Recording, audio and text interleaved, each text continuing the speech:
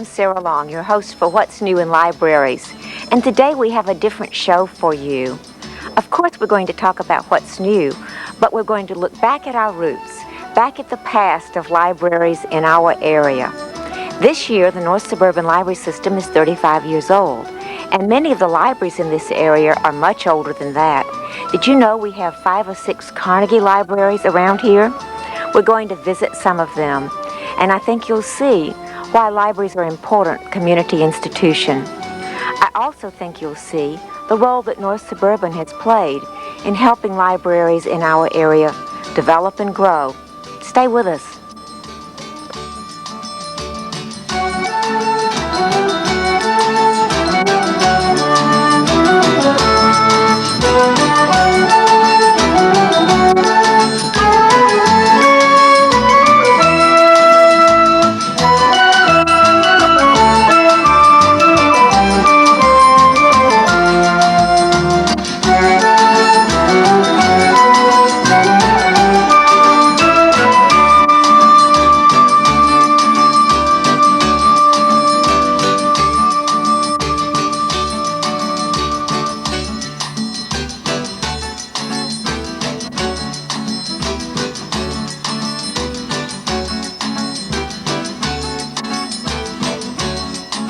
At the turn of the 20th century, Andrew Carnegie was the richest man in America and probably in the world, and he chose for his philanthropy to invest in libraries.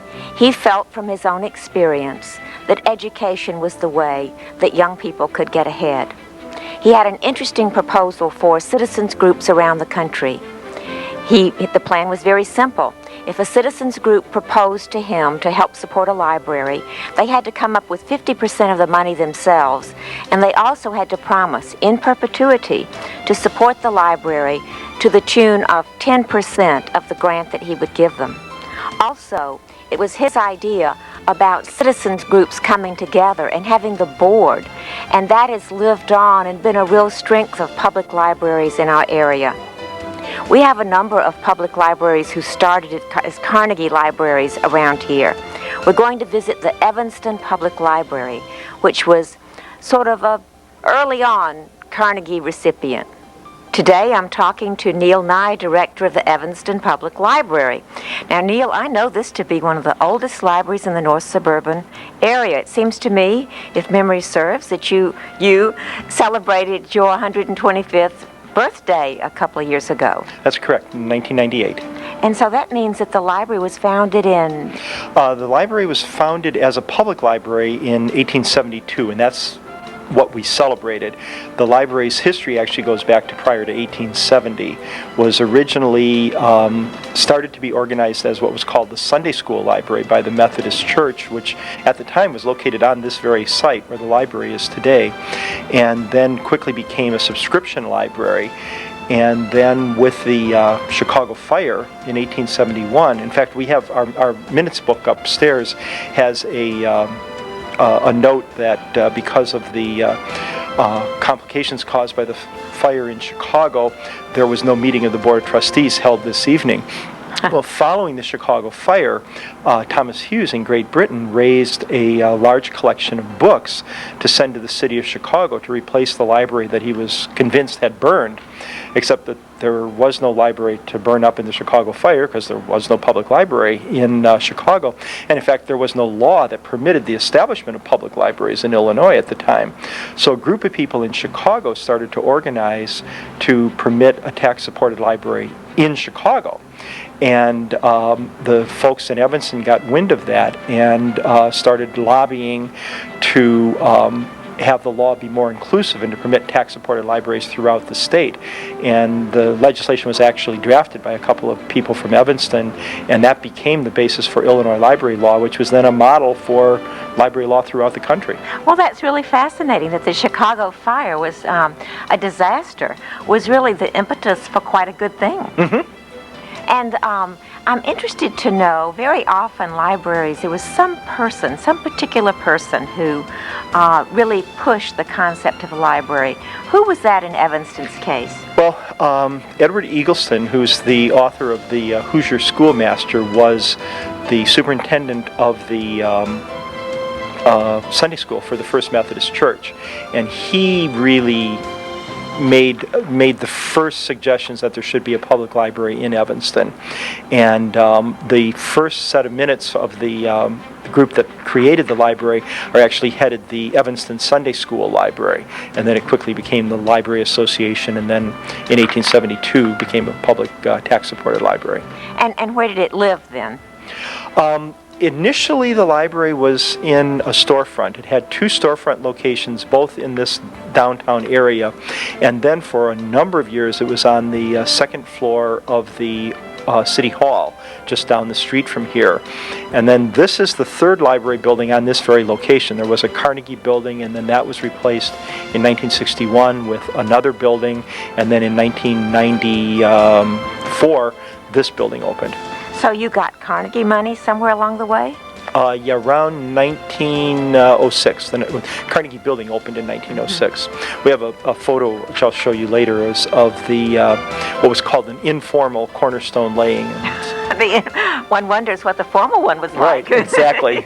This is kind of neat. Just read the first sentence. Miss Fellows has asked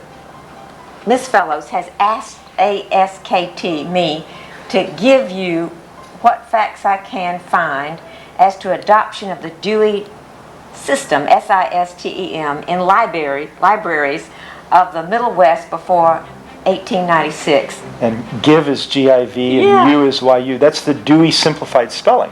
Oh, I see. Yes, he was into that. Yes, this is a letter from somebody working for Forest Press, PRES, yes. And they were at that time using the Dewey simplified spelling system. That is so interesting. Asked, which is just the way you do say it, ASKT, to give you what facts I can find.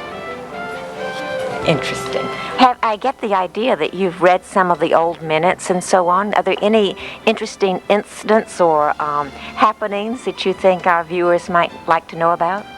Well, one of the most interesting was when Mary Lindsay, who was the library director for a number of years, she served in the 1880s and 90s up to around, she served for 22 years, and she really was the mother of the Evanston Public Library. The library had 10 library directors in about a 10-year period, and then she came and she served for 22 years as the library director, and during that time the library adopted the Dewey Decimal System. She was one of Dewey's pupils. Oh, really? And I heard he was quite a ladies' man. I'd heard that too. But she had been one of his students, and then the library adopted the Dewey Decimal System, adopted the new technology of a card catalog, giving up the new technology, giving up the finding lists and stuff, and adopted the new phenomena of open stacks. When she passed away in 1917, her funeral was held in the old Carnegie building, and the casket was actually in front of the library circulation desk. The flowers were arranged around it and behind it. I love it. I love it. That's the way I want to go. City flags flew at half-mast. There was a police honor guard on the staircase. It was a pretty amazing event. Any pictures? We don't have pictures of the funeral itself. I have some reproductions of the newspaper articles from that time. That sounds like quite a finish for a devoted librarian. Well, that's a fascinating history, and thank you for sharing it with us. It is one of the oldest histories, I think probably the oldest in the North Suburban area, and that gives a context for all the other histories. Thank you. You're welcome. I'm here with Janet Vandecar, who's the director of the Park Ridge Public Library. And we're just talking about the history of this relatively old library. Now, you're a Carnegie, aren't you? Yes, we are. Our original library was a Carnegie building, and it actually is still standing directly across the street from our building now. What's there now? The first floor, the ground level, is a little craft shop. That was the children's department long ago. And then the upper level is a beauty salon. Well, it just shows you that library buildings can morph into all kinds of things. Absolutely, they can. Now, you have pictures, I think, of the original building. We do. In fact, this is a picture that shows the original building. This was taken shortly after the construction, and you can see now this is where the salon is now upstairs, and then the children's department down below. And I even have pictures of the interior, as well as this is the original letter that we received from the Carnegie Corporation announcing that we had received a grant of $7,500 to build a new library. That's wonderful. And that date is? This is January 10th, 1913. And construction began, and the original library opened on December, I believe it was December 10th of 1913. So they moved pretty quickly. They did. Yes. Yes, they did. Now let's see those interior shots. Oh, this one is the actual upstairs. I believe this was taken in the 30s. You can see a book on display called A Century of Progress. Oh, that was important locally. Yes, absolutely. And the old bentwood chairs. There was even a fireplace. And there's a painting that was donated to the library. It was credited originally to Caravaggio, but I don't believe that is actually the artist. Now they believe it might have been a Preti, but it hung over the fireplace in the old library, and we still have that painting in the building now. Let's see the children's room. Let's see. This is the children's department. It was on the lower level, and you can see the same little bentwood chairs, but low, at a low table. And there's the catalog and the candlestick phone over there in the corner. Oh, yes, the candlestick phone. and is this a typewriter? Yes, this is, in fact, when I first came here in 1980, I think the children's department was still using that typewriter. It was an old Royal, a huge old thing, and we did finally get an IBM Selectric, which now is history as well. I know, you have to collect it as it comes along. Right, right. So this library was a Carnegie in the beginning in 1913. That's right. And then what happened? Well, in the 50s, they decided that it was just too overcrowded, and they wanted to build a new library. So the site where the library sits now, there was an old school that was sitting here, a very substantial building, and it had been vacated for a few years, and there was a big fire in it in the 30s, I believe, and it had just sat boarded up for quite a while.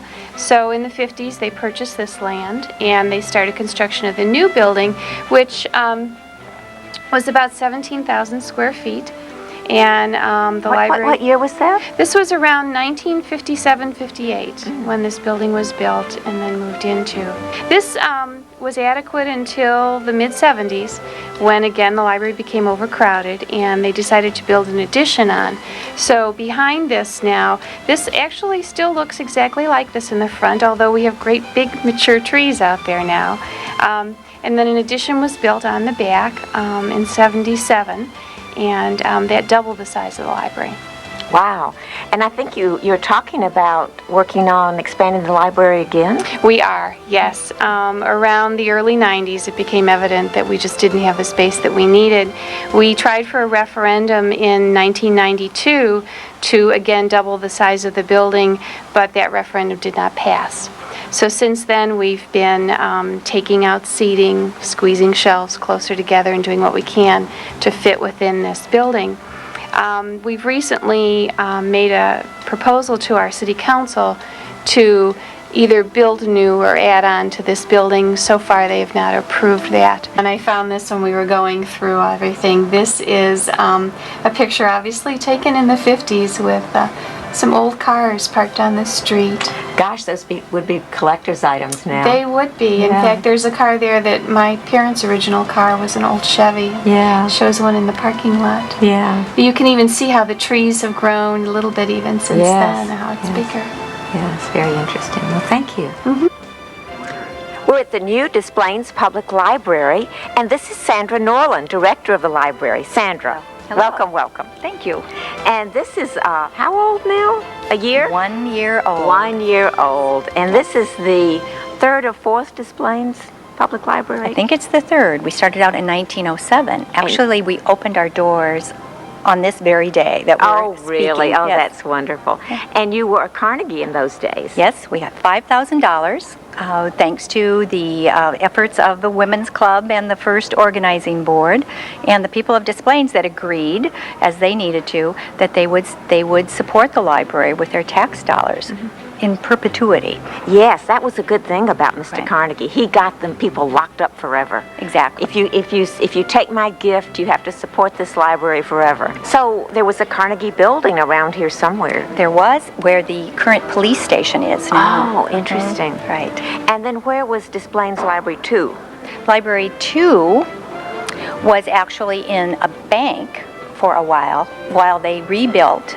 They raised the Carnegie building so that they could build a combination civic building and police station and library. Oh. And then when the city's needs grew, then the library had to go, and the library moved a few blocks south to Graceland Avenue.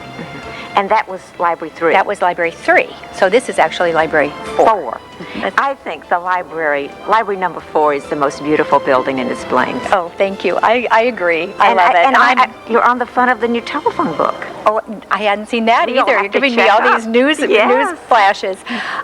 My hope is that 50 years from now, people will feel just about this library as they felt about the old one. I'm sure that'll be the case. Another impetus for the establishment of libraries around the country, and certainly true in this area, were for philanthropists to get behind the idea, or for women's groups to get together and really push for a new library.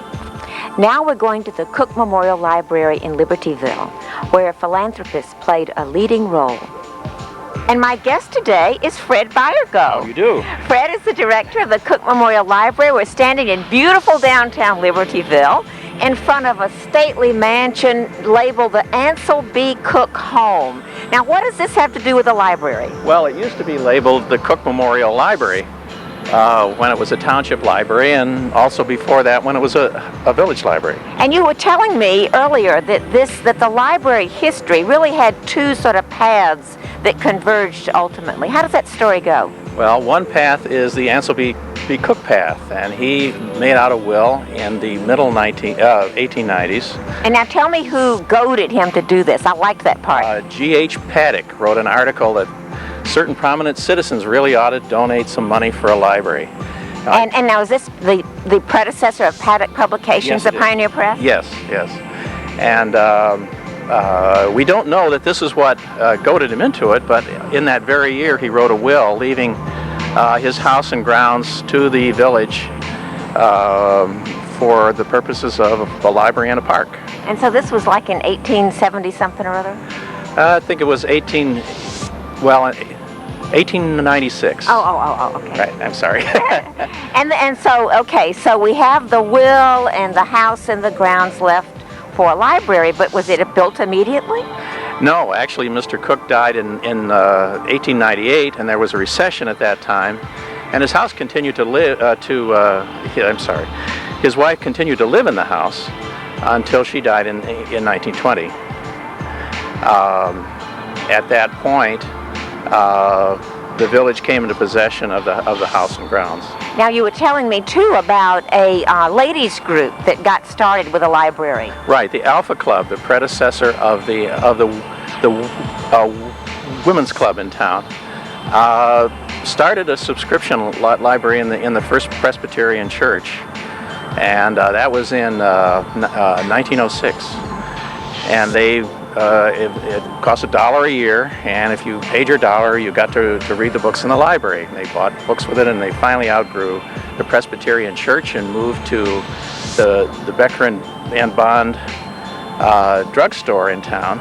So the books were just kind of in and amongst the medicines and the soda fountain and... Right, they had their own cabinet, and there was a big deer head right next to them to the right. We have that in the photograph. We also have a photograph of another case in another drugstore with books in it, and I think the library moved between these two drugstores. Eventually it wound up on the second story of the Village Hall, which is right across the street from where we're standing. So now you told me that when you first started here at Cook Memorial, this is where you worked. That's right. I worked here for a month while the new building was being finished. There were a couple of tables in here and books around the perimeter. What subject was in here, I can't quite remember. Why couldn't you put books in the middle of the room? Because of the weight. The floors. It was built to be a house. It was built to be a house, not a library. And then what It's was particularly true upstairs, and of course we didn't have enough enough staff to cover all these spaces, so there was a certain amount of hijinks involved with working here. I know the students would used to do their homework assignments up the stairs. But in the springtime, the art section was particularly favored because it was upstairs and remote. I see. But for the young students whose minds were turning to love. Yes, when the sap begins to flow. So from 20 to 60 something or other, the library was here, and you were telling me they had a branch? Yes, in 1930, there was a branch established in Mundelein on this side of Route 45. And I think that persisted until 1945, thereabouts, at which time the Fremont Township Library was formed, and that collection was donated to the Fremont Township Library as their starter collection. And as we know, the Fremont Library is just a year or so ago dedicated a beautiful new building, so your child has done well. Yes, I wish we were as fortunate when it comes to buildings. Okay, so let's pick up the story again. It's now the advent of Fred. You're working here a month and you're moving into the new building. How did you get a new building? Well, actually that happened before I got here. We'd been trying to get a new library for 10 years at least, and there had been some difficulty because Mundelein was wondering where their library was, I guess. And so we never could come to an agreement. And finally what happened was the Cook Memorial Library Board and the Fremont Township Library Board agreed on a reciprocal borrowing agreement there. That is to say, the patrons could use both libraries as though they were their own. And that seemed to be what solved the problem. It was the first such agreement in the state of Illinois, and it yielded us a library building. So I think the story of the Cook Memorial Library is typical of the stories of libraries in this area. That often there are sort of these key elements. There's often a woman's group that plays a part. There's often a little philanthropy that plays a part. And then the other piece that I think is so typical is that the story's not over. This is a growing library. There is a demand there. People want library services. So, Fred, I think you're pretty typical. Well, thanks. It's nice to be normal for once. It's great to talk to you. Nice to talk with you. The current Skokie Public Library was started by a number of groups that came together with library on their mind, and library is something they would work for. But one of the first libraries in Skokie was actually in the jail. The year was 1937, and the Cosmos Club, which was the Women's Club of Skokie, and they involved themselves in community projects, thought that, the lack of a library, because Skokie had no library, was deplorable. So they put a notice in the paper in late spring of 37 for people that had any used books that they no longer wished to bring them over to the police station. And they would take these donated books and form the nucleus of a library with it. The reason for bringing them to the police station was because they were looking for a space that they could get, they didn't have any money, free of charge. And the old jail that was across from the desk sergeants in the village hall, and this was the old village hall on Oakton Street, just west of Lincoln Avenue. The jail had moved to other quarters, and so it was empty. It had like 2 cells in it, and bars on the windows, and right straight through the door was the desk sergeant and the police station. But the village was willing to give them that space free of charge. Well, in a few months down the line, it got onerous in trying to find their club members to staff this library. So they started looking around to see where they could find a professional librarian or one who might be education-wise competent to try and operate this on a little bit more professional basis. And it was just at that moment in time that my mother came to Skokie. She had just completed her master's in education at Northwestern. She had been a teacher in past and was trying to go back into teaching, but all the few teaching jobs open in the metropolitan area were filled already because they hire in the spring for the fall teaching. And so that was out. She saw the ad in the paper and thought, well, you know, that's fine. Went there and was hired immediately for the princely sum of $60 a month. I'm here at the Morton Grove Public Library with Eugenia Bryant, who's one of the assistant directors here. Eugenia, you've been here a while, haven't you? About 12 years almost. So you know a little something about the history. Not as much as I should, but I do know a little bit. So I gather that this library, like many in our area, began as a project of the Women's Club. That's right, it did. It was in, actually, the literature says it's a WPA project. Oh, that's in interesting. 1938. Oh, and so did the ladies just gather together books and let people use them? I understand they had a donation of about 300 books that they started with. That was their core. And so the library got its first building on this site? Yes, on this site. They were apparently on the second floor of the old fire station on Cary for several years, and then they moved here. Mm-hmm. And they got the building. And so the far side from where we're standing now was the core of what's now the Morton Grove Public Library. That's right. And that, did you say that was in the 50s? 55. Yes. They got the building in 55. And then there was more than one add-on or just one add-on? Yes, in 62 they passed a referendum to build an addition. Oh, it's been added on to several times. Several times. Yes, right. I see. Now, we were just remarking on the beauty of the garden here. That was a 60s addition, did you say? Yes, 1969. It wasn't really an addition. It was kind of a part of a major Special renovation. I was very interested in what you were telling me about the evolution of your newsletter and how it's gotten more and more professional through the years. Show us that first newsletter. I found this in the 1955 to 79 notebook, library notebook, and it's a listing of the programs that are going on at the library and everything. I'm sure they did it on the typewriter. Yes, and looks like it was maybe a mimeograph. Mimeograph. And somewhere it didn't print very well on the edge. Right. But it was called the Morton Grove Public Library Browse. Browse. Uh-huh. And then what happened? Then this is an issue of info from 1980, and much layout is much more elaborate. Yes, more professional, different typefaces. Different typefaces. And then the same title newsletter, info, from 1989.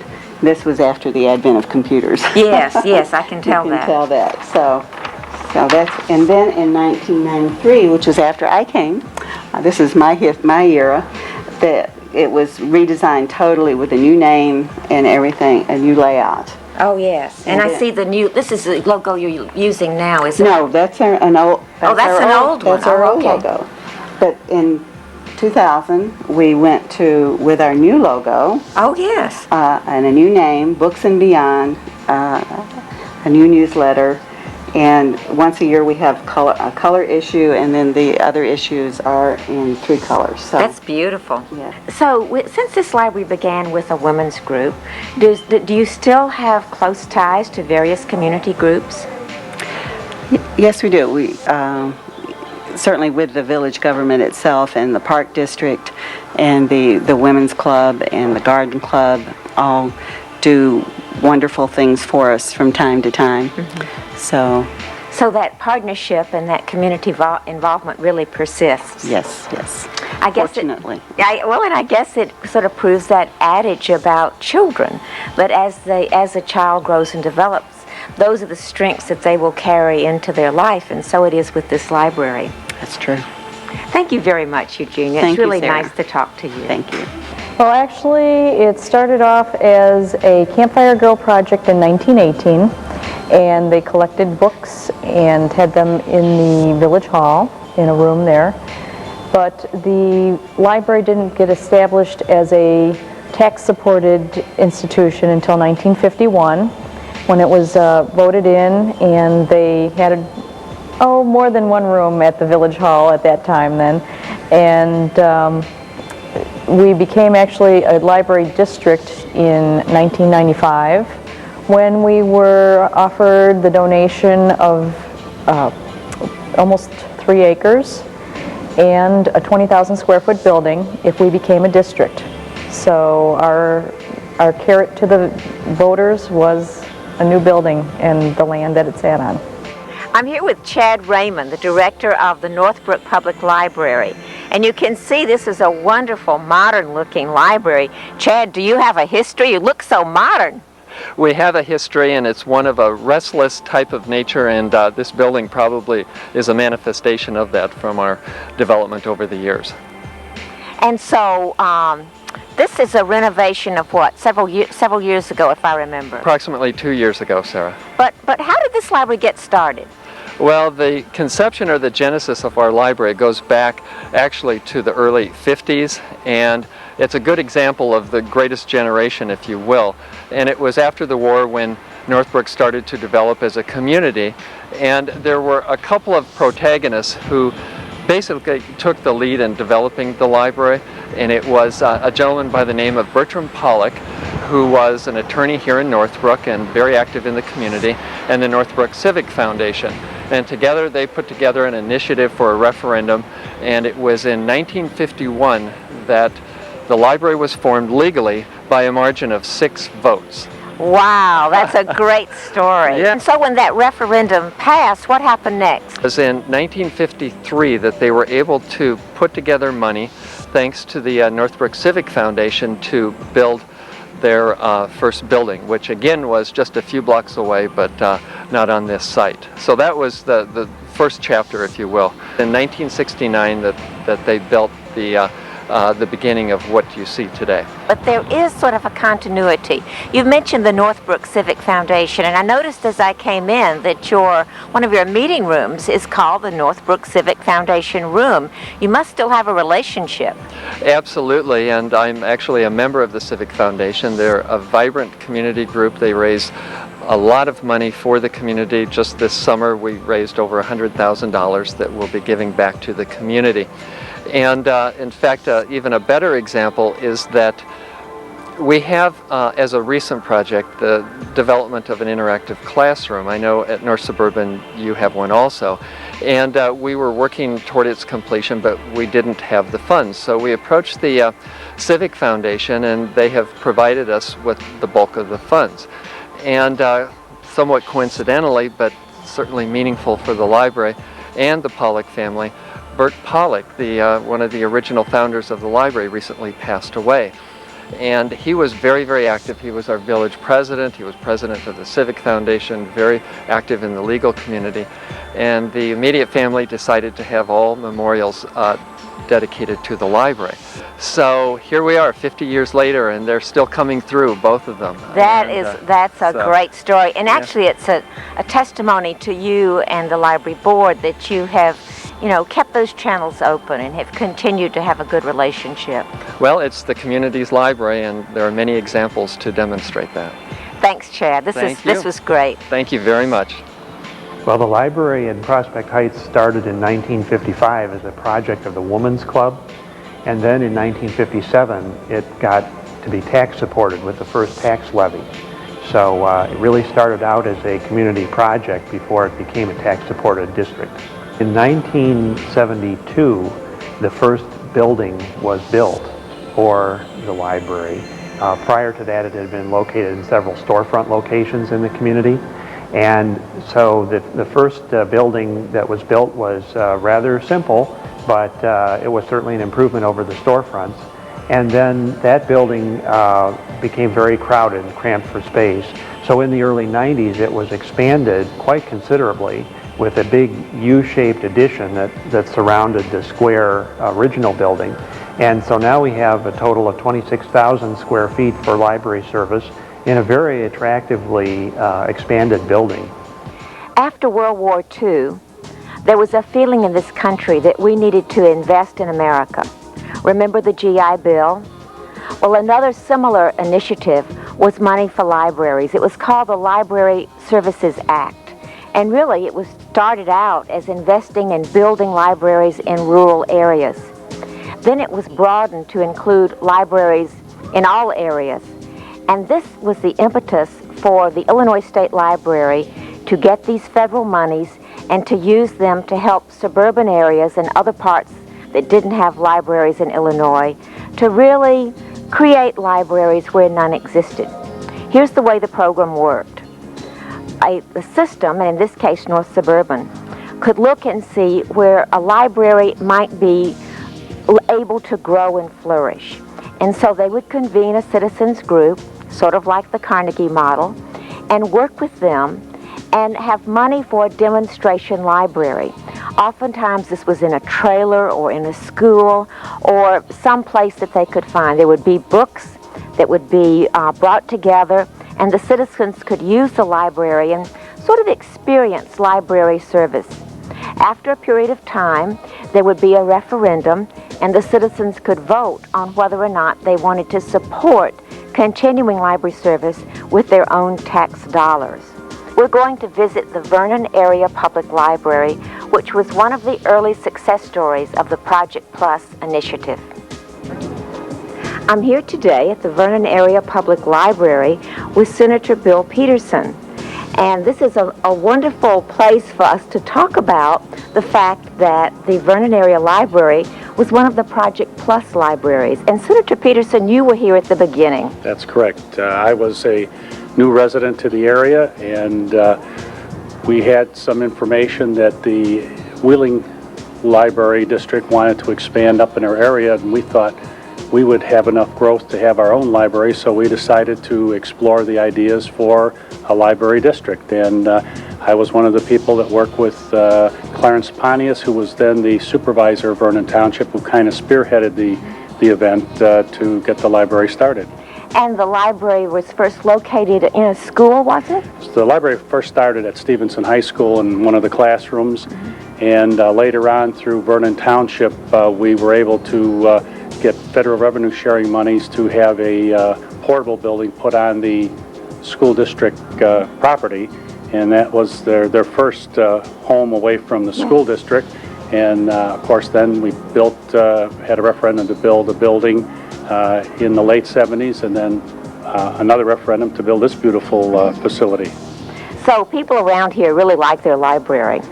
Yes, I think that people around here think this is probably one of the best libraries in the North Suburban area, and they are very proud to be able to use it and to show it to other people from other areas. And that's the thing about the Project Plus, is that it was federal money that comes through the state, and then there's a sort of a demonstration to say, here's what library service is like. Would you vote to tax yourselves for this? And apparently, Vernon not only said yes the first time, but several other times since. Yes, we have. This community has been very supportive of the library district and public education. Thank you, Senator Peterson, for your leadership back in, was it 1977? Well, it was early 70s when we started the library, probably around 72, 73. And then also for your leadership through the years. We can always count on you to be a friend of libraries in Springfield. Well, thank you very much, and I thank you for inviting me to say a few words today. Thank you very much. Elizabeth Stover is here with us, and she's been a trustee with the Vernon Area Library for a long time. Betty, how long? Oh, 26 years, I believe it is now. So were you here at the beginning? Not at the very beginning, as Senator Peterson was mentioning, in the steering group. I wasn't part of that, but I was aware of it. But with the very first elected officials that they had, which was after they had a classroom that they were using for the library, we went to a module on the football field. That's when I went out for election. As usual, had your petition signed and went up. And somehow I just can't leave. Well, obviously your work shows. You've done a good job. This is a very impressive library. Yeah. But I'm really interested in those early days. If you turn that memory clock back, how did it work, this Project Plus? Was there any doubt that people would vote for this? I don't think so. As a whole, this whole area, we have people that are interested in the education of their children, which at that time the schools weren't as large as they are now. But it just seems everybody is interested in doing things for their culture and for the education of themselves and their children. I've seen the pictures of the first real established building, and it was very modern looking for those times. It still looks pretty modern. As a board member at that time, did you think you were taking a risk in designing a building that didn't look like the traditional library? That we went through a lot of thought with that, and and interviewed with a lot of architects. And I think the main idea that we were thinking of is that something that just enhanced the area of where we had the property with the trees. And sometimes you take away from your background of a building if you have too much of a show in the building. Well, obviously, not only are you committed to the library, but it's been a thoughtful journey for you to think about what would be best for the community. And on behalf of users and of the professional library community, I just want to thank you for your good work through the years. Thank you, Sarah. Well, I have to say this, after this, that I'm sure you'll hear it from other people connected with the library. Without the system, I think we would have, had some problems, because we relied upon the system for a lot of answers to our questions as to which way to proceed, or at least for advice. We may have decided to do it our own way, but at least for advice. So I'm glad that worked. Oh, yeah. So I think the system was very important in our endeavor. I'm here with Alan Meyer, the director of the Vernon Area Library. Since we're talking about history today and also looking to the future, give us a prediction. How is library, suppose this interview were happening, say, 10, 15 years from now. What do you think, what is going to be the significant change that happens in the next period of time? Did you say 10 or 15 years? Well, can we talk too? Oh, okay. I don't know, but one of the things that I talk about with our information technology staff is making every home our branch library. Over the past 3-4 years, we have significantly increased resources that go into online databases and other products like that for people to use, both in the library but also at their home and office. And the concept of increasing that's available to them and making it available to people at home so that they can use it easily and readily is something a direction that we will be headed in. 10 or 15 years from now, we probably will still be doing that, I would think, yes. Very interesting. We'll come back in a few years and check the accuracy of your predictions. Good. Thanks, Alan. Thank you. As you can see from our quick cruise through library history, there's a rich assortment of ways that libraries got started. I don't want to minimize any of them, but I think together they create a tapestry that has resulted in the rich library area that we have here. Be thankful for your library. Visit it, love it, contribute to it, use it. We need to pass on this legacy for our future.